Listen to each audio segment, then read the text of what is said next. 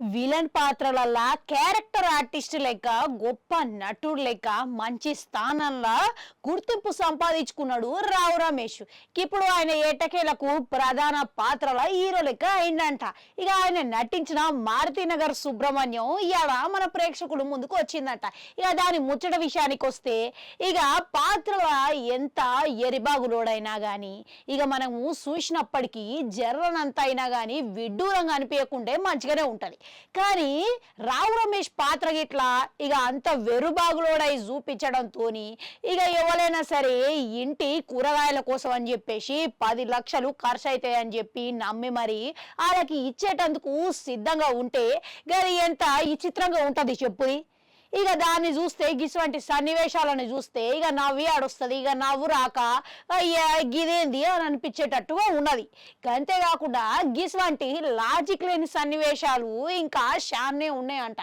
ఇక ఆ విషయం పక్కకు పెడితే దర్శకుడు ఇక ఒక మంచి పాయింట్నే తీసుకున్నాడు. ఇక అది 2.5 గంటల పాటు ఇక అది అంత సరైన కథ కాకపోవడం, దా పాయింట్లో అంత బలం లేకపోవడం వల్ల ఇక అది చాలా విపరీతమైన సాగతీతతోని నడిచిందంట.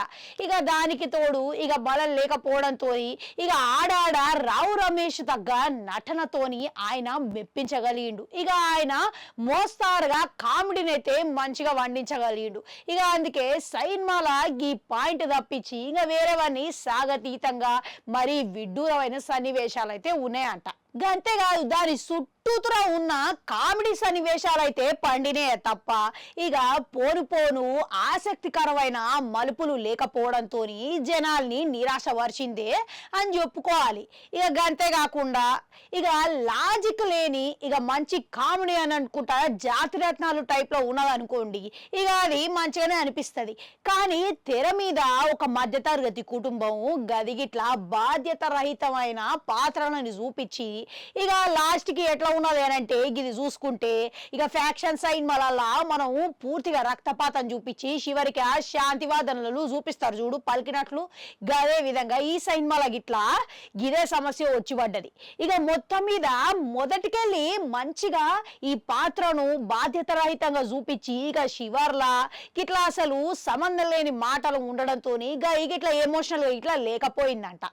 ఇక చూసుకుంటే శివర్లో చూపించిన మెరుపులు గిట్లా ఆ ట్విస్ట్ గిట్లా కొస మెరుపులు లెక్కనే ఉన్నాయంట. ఇక ఏవైతే ఆఖరి సన్నివేశాలు ఉన్నాయో గవి గిట్లా పర్వాలేదు అనిపించుకున్నాయంట.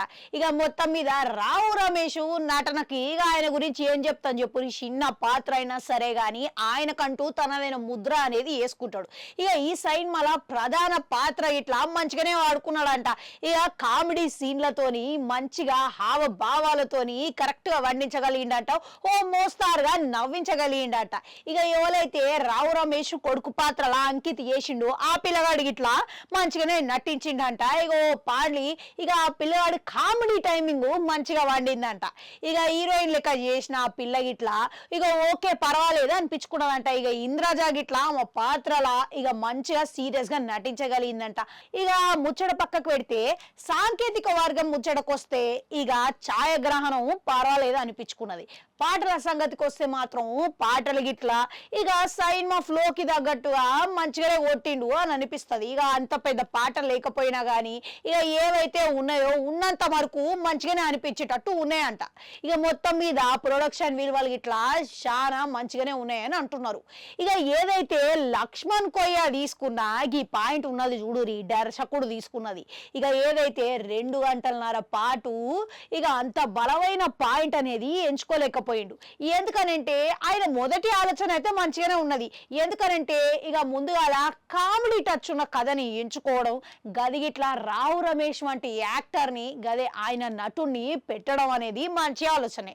కాకపోతే కథల ఇక మంచి బలమైన పాయింట్ లేకపోవడంతో జరంతా అటు ఇటు అయిందని చెప్పుకోవచ్చు. మొత్తం మీద రావు రమేష్ నటన చూసేటోళ్ళకి నటన ఇష్టపడేటోళ్ళకి ఇట్లా ఇక మొత్తం ప్రధాన పాత్రలో ఆయననే చూడాలని ఇక కామెడీ నవ్వుకోవాలని అనుకుంటే మాత్రం ఒక లుక్ వేయొచ్చు.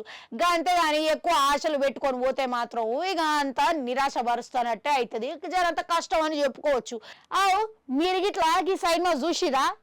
ఇక చూస్తే మీకు ఇట్లా ఎట్లా అనిపించింది అనేది కామెంట్లలో కామెంట్ పెట్టుర్రి. అట్లనే రావు రమేష్ పాత్ర ఇక ఆయన ఎంతవరకు మంచిగా న్యాయం చేసిండు అనేది కామెంట్లలో కామెంట్ పెట్టుర్రి. అట్లనే అడగంటుంటే అది కూడా నొక్కరి మళ్ళీ వస్తా.